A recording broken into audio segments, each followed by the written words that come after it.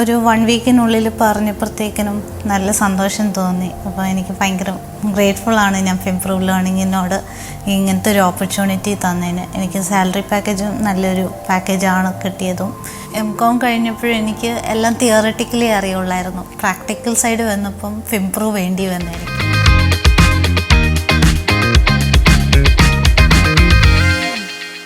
Hi, എൻ്റെ പേര് ജിനു.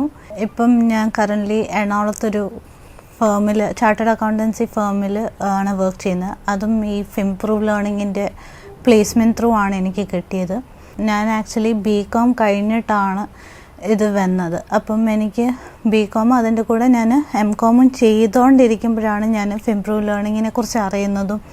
അപ്പം ബേസിക്കലി ഞാൻ MCOM പഠിച്ചുകൊണ്ടിരുന്നപ്പം എനിക്കൊരു ഐഡിയ ഇല്ലായിരുന്നു MCOM കഴിഞ്ഞിട്ട് എന്ത് ചെയ്യണമെന്ന്. അപ്പോഴാണ് ഞാൻ എൻ്റെ ഒരു കസിൻ ത്രൂ ഞാൻ അറിയുന്നത് ഇങ്ങനെയൊരു ഫിംപ്രൂവ് ലേണിംഗ് എന്ന് പറയുന്ന ഒരു ഇൻസ്റ്റിറ്റ്യൂട്ടും ഉണ്ട്.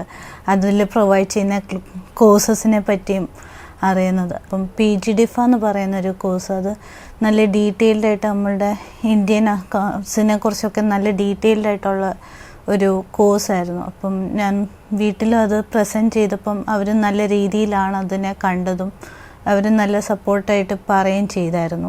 ഇവിടെ ഫിംപ്രൂവിൻ്റെ ഒരു ഇതായിട്ട് തന്നെ നമ്മളുടെ ക്ലാസ്സിൻ്റെ ഇൻക്ലൂഡഡ് ആയിട്ടുള്ളൊരു പോർഷനായിരുന്നു GST ഫയലിംഗ് എന്ന് പറയുന്നത്. അപ്പം GST ഫയലിംഗ് എന്ന് പറയുമ്പോൾ ഇവർ തന്നെ ഒരു സോഫ്റ്റ്വെയർ സിമുലേഷൻ നടത്തിയിട്ട് അതിൽ നമ്മൾ എങ്ങനെയാണ് ശരിക്കും ഒരു കമ്പനി പോയാൽ എങ്ങനെയായിരിക്കും GST ഫയലിംഗ് ചെയ്യാമെന്നുള്ളത് ഇവർ നല്ല തറവായിട്ടാണ് നമുക്ക് പഠിപ്പിച്ച് തന്നത്. അതുകൊണ്ട് അതും ഹെൽപ്ഫുള്ളായിട്ടുണ്ട് എനിക്ക്. ഫിംപ്രൂവിൽ ഞാൻ പഠിച്ച് കഴിഞ്ഞ് ഇറങ്ങിയപ്പോഴത്തേക്കിന് എനിക്കൊരു ഓവറോൾ ഐഡിയ ഉണ്ടായിരുന്നു എന്തായി എങ്ങനെയായി എന്നുള്ളത്. അപ്പം MCOM കഴിഞ്ഞപ്പോഴെനിക്ക് എല്ലാം തിയററ്റിക്കലി അറിയുള്ളായിരുന്നു. പ്രാക്ടിക്കൽ സൈഡ് വന്നപ്പം ഫിംപ്രൂവ് വേണ്ടി വന്നെനിക്ക്.